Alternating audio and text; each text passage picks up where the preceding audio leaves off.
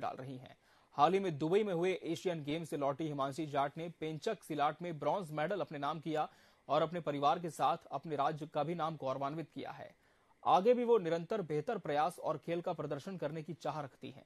उनके खेल और अचीवमेंट पर उनसे बात की हमारे वरिष्ठ संवाददाता प्रिंस गुप्ता ने।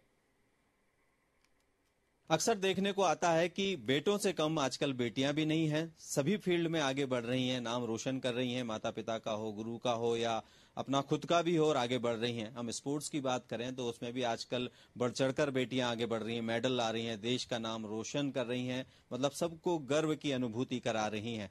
हिमांशी जाट हमारे साथ हैं, जो अभी हाल ही में एशियन गेम हुए थे दुबई में, वहां से ब्रॉन्ज मेडल जीत कर आई हैं और पेंचिंग स्लॉट में जीता है उन्होंने। और इस तरह के गेम्स में जीतना एक अपने आप में एक अलग बात है लड़कियों के लिए। उन्होंने मेहनत की, आगे बढ़ी और आज यहां तक पहुंची और आगे बढ़ने के सपने भी बहुत हैं। हिमांशी जी, पहले तो बहुत सारी शुभकामनाएं आपको कि मेडल जीत कर लाई आप प्रदेश देश के लिए।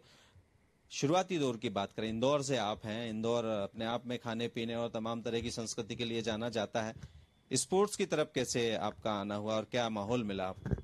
सर, स्पोर्ट्स में मुझे स्टार्टिंग से थी इंटरेस्ट, और फिर जब मैंने एकेडमी ज्वाइन करी मेरी, तो मुझे पेरेंट्स ने बहुत सपोर्ट किया, फाइनेंशियली प्लस इमोशनली दोनों। और सबसे बड़ा हाथ मैं मानती हूँ कि मेरे कोच का ही है। उन्होंने मुझे हर तरीके से सपोर्ट दिया और प्रैक्टिस में भी सुबह से शाम तक, मतलब फोकस सिर्फ प्रैक्टिस पर और बस।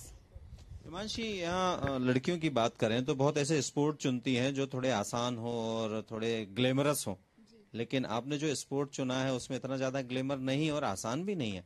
तो कैसे इसमें कुछ कर पाई आप? कितनी प्रैक्टिस करनी पड़ी? कितना आसान रहा, कितना मुश्किल रहा? मैं मानती हूँ कि आजकल सिर्फ बॉयज नहीं, गर्ल्स को भी अंदर से और बाहर से हर तरीके से स्ट्रांग होना चाहिए, फिजिकली भी स्ट्रांग होना चाहिए, क्योंकि आजकल का जमाना ऐसा हो गया कि गर्ल्स के लिए बहुत ही ज्यादा मतलब आजकल लोग भी वैसे हो चुके हैं।